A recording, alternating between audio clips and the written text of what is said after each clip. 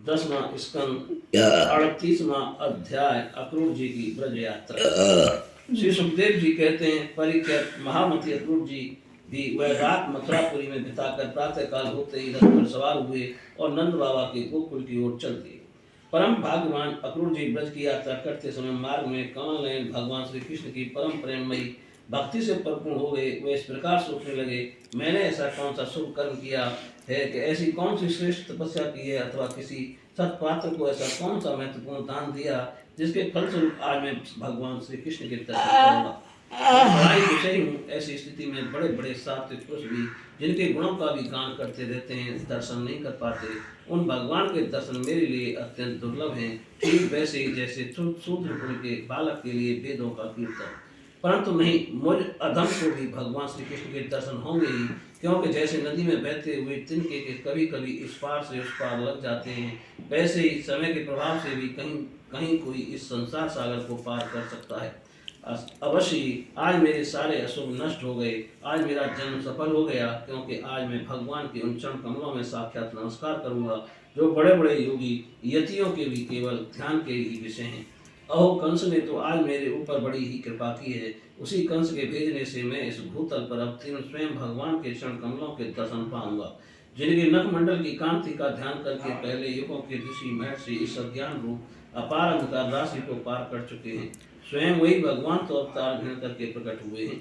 ब्रह्मा शंकर इंद्र आज बड़े बड़े देवता जिन चरण कमलों की उपासना करते रहते हैं, स्वयं भगवती लक्ष्मी एक क्षण के लिए भी जिनकी सेवा नहीं छोड़ती, प्रेमी भक्तों के साथ बड़े बड़े ज्ञानी भी जिनकी आराधना में संलग्न रहते हैं, भगवान के वे ही चरण कमल गौ को चराने के लिए ग्वाल बालों के साथ वन वन में विचरते हैं। वे ही सुर मुनि बंदित श्री चरण गोपियों के वक्ष स्थल पर लगी हुई केसर से रंग जाते हैं, हो जाते हैं। मैं अवश्य अवश्य उनका दर्शन करूंगा।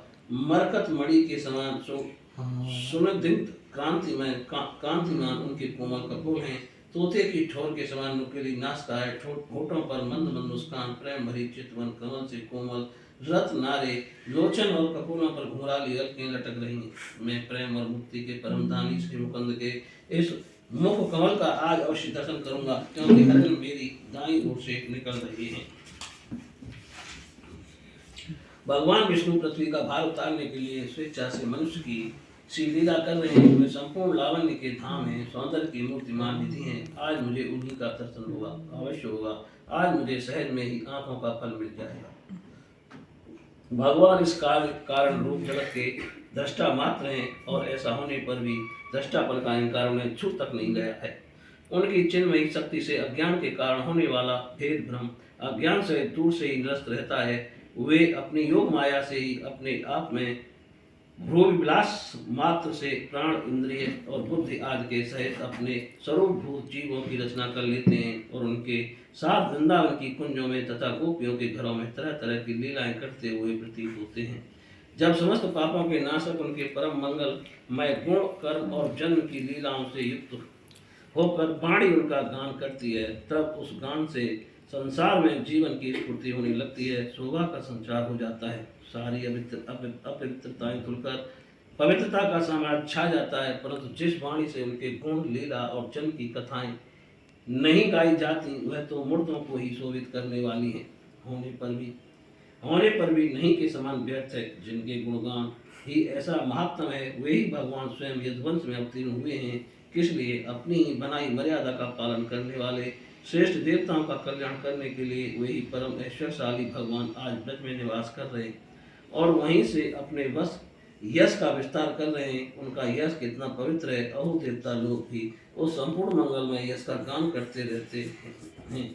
इसमें संदेह नहीं कि आज मैं अवश्य उन्हें देखूंगा। वे बड़े बड़े संतों और लोकपालों के भी एकमात्र आश्रय हैं, सबके परम गुरु हैं, और उनका रूप सौंदर्य तीनों लोकों के मन को मोह लेने वाला है। जो नेत्र वाले हैं उनके लिए वह आनंद और रस की चरम सीमा है। इसी से स्वयं लक्ष्मी जी भी जो सौंदर्य की अधीश्वरी हैं, उन्हें पाने के लिए ललकती रहती हैं। हाँ, तो मैं उन्हें अवश्य देखूंगा, क्योंकि आज मेरा मंगल प्रभात है। आज मुझे प्रातः काल से ही अच्छे अच्छे सगुन दिख रहे हैं। जब मैं उन्हें देखूंगा, तब सर्वश्रेष्ठ पुरुष बलराम तथा श्री कृष्ण के चरणों में नमस्कार करने के लिए तुरंत रस से टूट पड़ूंगा।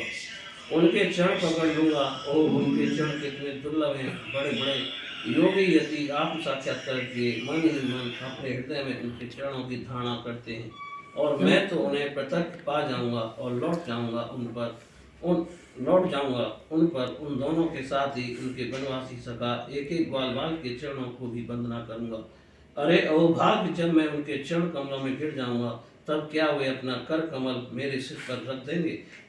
उनके वे कर कमल उन दोनों लोगों के सदा के लिए अभयदान दे चुके हैं, जो काल रूपी सांप के भय से अत्यंत दौड़ाकर उनकी शरण चाहते हैं, शरण में आ जाते हैं।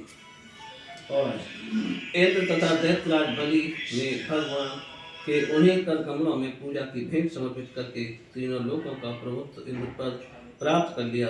भगवान के उन्हीं कर कमलों ने, जिनमें से दिव्य कमल की सी सुगंध आया करती है, अपने स्पर्श रास लीला के समय ब्रज युवतियों की सारी थकान मिटा दी थी। मैं कंस का दूत हूँ, उसी के भेजने से उसके पास जा रहा हूँ, कहीं वे मुझे अपना शत्रु तो ना समझ बैठेंगे। राम राम, वे ऐसा कदापि नहीं समझ सकते, क्योंकि वे निर्विकार हैं, सम हैं, अच्युत हैं और सारे विश्व के साक्षी हैं, सर्वज्ञ हैं। वे चित्त के बाहर भी हैं और भीतर भी हैं। क्षेत्रज्ञ रूप से स्थित होकर अंतःकरण की एक एक चेष्टा को अपनी निर्मल ज्ञान दृष्टि के द्वारा देखते रहते हैं। तब मेरी शंका व्यर्थ है, अवश्य ही मैं उनके चरणों में हाथ जोड़कर विनीत भाव से खड़ा हो जाऊंगा। वे मुस्कुराते हुए दया भरी स्निग्ध दृष्टि से मेरी ओर देखेंगे। उस समय मेरे जन्म के समय अशुभ संस्कार उसी क्षण नष्ट हो जाएंगे और मैं निशंक होकर सदा के लिए परम आनंद में मग्न हो जाऊंगा।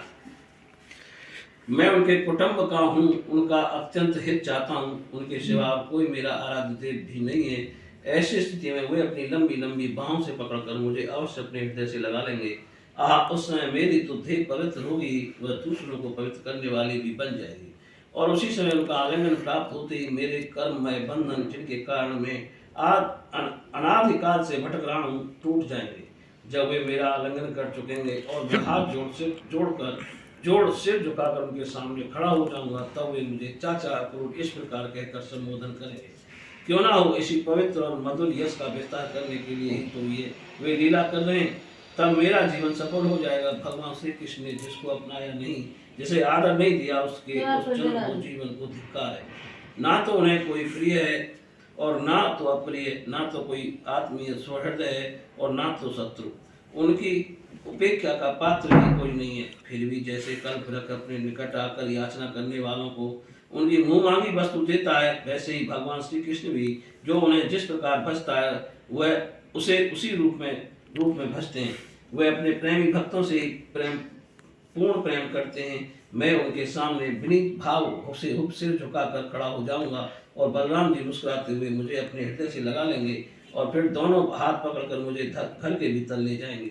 वहां सब प्रकार से मेरा सत्कार करेंगे। इसके बाद मुझसे पूछेंगे, कंस हमारे घर वालों के साथ कैसा व्यवहार करता है।